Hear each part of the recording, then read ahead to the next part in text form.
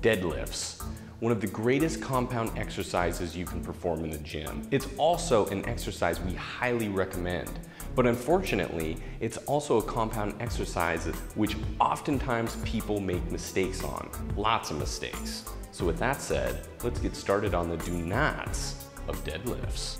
Mistake number one, dudes, is gonna be improper arm, shoulder, and hip movement. When you're doing the deadlift, and you're bringing it up to the top position, you'll see some people, as they bring it up and they finish it, they're gonna roll their shoulders and overextend their hips forward. Now there's a few reasons why you don't wanna do this. Number one is rolling your shoulders is gonna put unnecessary pressure on the spine, which could lead to injury. And on that same note, extending the hips forward, such as this, is gonna put pressure on the lumbar, which could lead to injury as well. Another thing you'll see people do is as they bring it up, they think they have to activate the arms in order to help with the lift. So you'll see them go like this. What you wanna do is you wanna keep those arms straight through the lift. So you just wanna start, and then you wanna bring it up such as this. You wanna push the hips through and squeeze the glutes, but you don't want to overextend the hips such as this. That's the mistake number one, dudes. Don't become a victim. Mistake number two, dudes, not performing the deadlift correctly, or not even performing the deadlift at all. What you want to keep in mind with doing the deadlift is this right here is the starting position. This is the deadlift, which you're starting from. So what you're gonna do is you're gonna grab it and you're gonna pick it up and then you're gonna set it down. That's one rep. What you'll see some people do, and you don't want to make the same mistake, is for them, this is the starting position and they're not engaging that full range of motion. So they're going down and then they're going back up, down and up. What you're doing right here, dudes, is you're performing a Romanian deadlift, which is very different from a deadlift. What you want to remember with deadlifts is this is the starting position and this is also the ending position as well. You want to get that full range of motion and you want to do that complete rep. Mistake number three, hips too low. What you'll commonly see in the gym, which is a mistake, is when people get into deadlift position, they're getting into position just like they're about to perform a squat. Their hip is right in line with their knee, just like this. What you want to do is have the hip slightly higher than the knee. And an easy way to remember this, the difference between the two, a squat and a deadlift, is with a squat, think about it like you're sitting in a chair. Whereas with a deadlift, think about it like you're in bowing position. With that hip here, the knee slightly lower like this, you pick it up, and you're good to go. What you don't want to do is have it in that squat position because you're putting a lot of unnecessary pressure on the leg and you're essentially doing a modified squat. A couple more reasons you don't want your hips too low when performing a deadlift, dudes.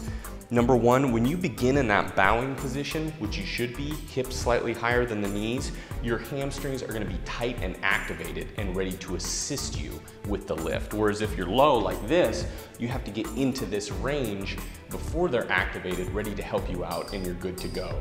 It's really just unnecessary right here. Another big reason is when you're lifting low, you have a much higher chance of banging your shins and knees on the way up. And if you've ever done that yourself, or you know someone who has, they're gonna tell you, you're gonna have a bad time. So lift from the bowing position.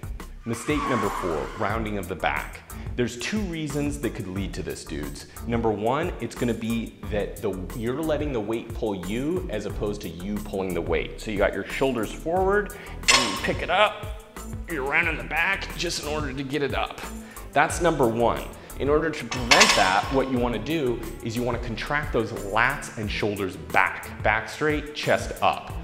Reason number two is the bar to feet placement. If you've got that bar too far in front of you, you're going to have unnecessary strain, which could lead to injury in order to pick that up, rounding of the back. What you want to do is have that bar right in the middle, the direct center of your feet. That's the optimal placement. So you're going in a parallel line and you're performing the deadlift as it should be performed. Mistake number 5, dudes. Excessive use of lifting gear and proper footwear. There's nothing wrong with lifting straps and a weight belt. In fact, if you really want to break a personal record, these can really help you so that you're actually using your strength to lift the weight as opposed to not having enough grip strength, which the straps can really help with. What you don't want to get into the habit of is just relying on the belt and the straps. If you can pick up a 45 plate on your own and do 10 reps, by all means do it. You don't need lifting straps or a belt in order to do that, or you don't need to have the under-over grip either. What you want to do is keep the overhand without the straps and the belt. What that does is that helps aid with lower back support. It helps with your grip strength. You don't want to use these at all times, so you're not developing those muscles as well. Another thing you don't want to do is wear the improper shoes. With deadlift, you want as flat soled as you can. You don't want anything with lifts, anything filled with gel or air, anything really lifting your heels up on the ground. You want to try to keep those feet as flat as possible. So mistake number 5, use the lifting gear when you really need to, but don't rely on it as a crutch. All right, dudes, hope you enjoyed the video. Now, as the title said, these are the 5 common mistakes for deadlifts. So some of you may have already known about them, but hey, it's always good for a reminder. Remember to please check out the video at the end, which is how to perform the deadlift and perform it properly, and hopefully now you know what mistakes to avoid. And knowing is half the battle.